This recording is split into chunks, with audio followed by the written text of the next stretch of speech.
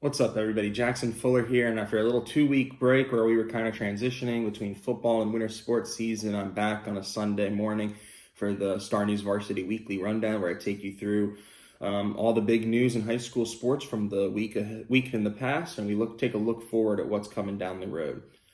First off, let's start with basketball. The two most impressive teams this week were Topsail and North Brunswick. The Topsail boys and the North Brunswick girls.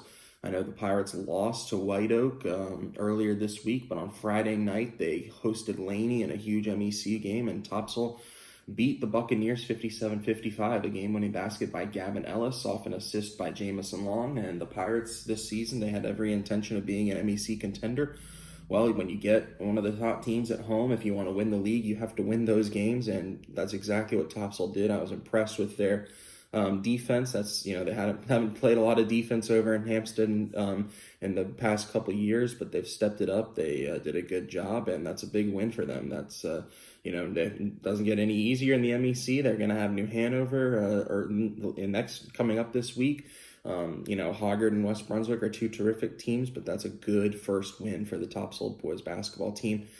For North Brunswick, they beat New Hanover on Friday night, and that capped off a 3-0 week for the Scorpions, including a double overtime win over South Brunswick. The girls' game against New Hanover Friday was a 58-46 victory for the Scorpions, and that was their first win over Wilmington Public Schools since moving into the MEC 3A/4A conference. So well done for the Scorpions. Travis Fortune with Laney Scoggins, Lydia Bradshaw.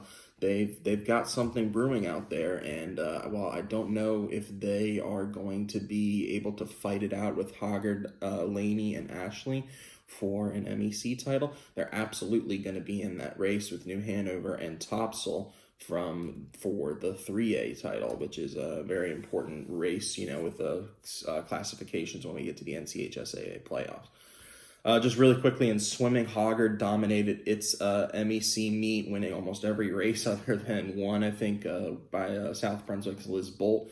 The Vikings are going to steamroll, it seems, to the MEC title this year behind a terrific freshman class. And then Topsail won the other MEC meet, beating Laney, Ashley, and New Hanover. The Topsail men kind of carried the load with a first place finish, while the girls came in third. Ashley's girls won the girls' side, but overall Topsail's the winner from that swim meet. So congrats to the Pirates there. Wrestling, we had a lot of some MEC action this week. Topsail beat North Brunswick. Laney dominated Hoggard.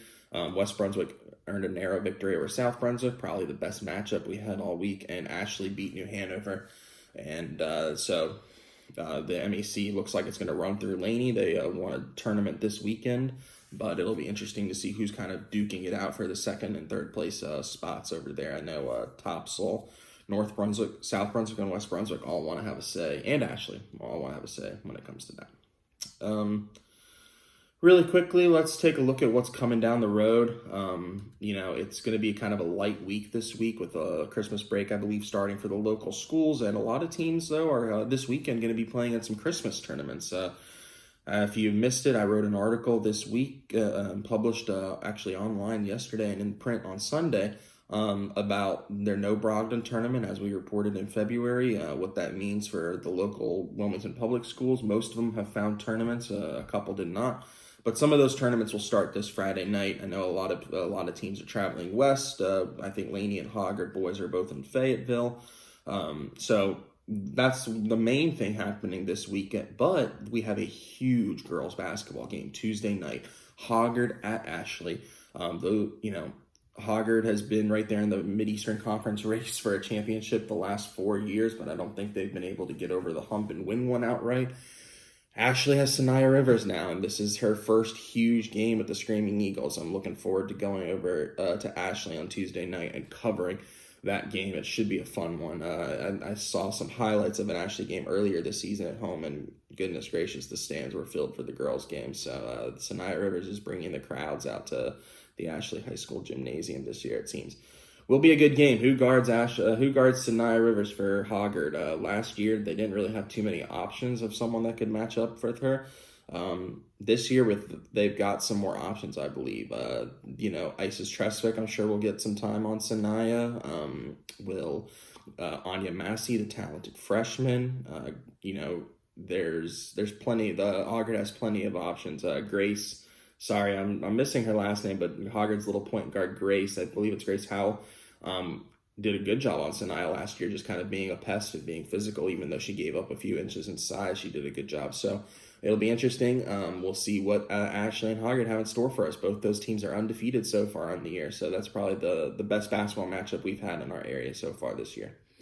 That's it. As always, please follow me on Twitter and Facebook at StarNewsVarsity. It's Christmas time is almost here. We got Christmas basketball tournaments, and then when we get past the new year, it's going to be a crazy sprint to the finish with conference basketball games. So hope everyone had a fantastic weekend. Appreciate you guys for watching. Sorry I took the 2-week break. It was just too much going on with football and the winter sports for me to get these in. We'll be back doing it every week from here on out. Everybody have a great rest of your weekend.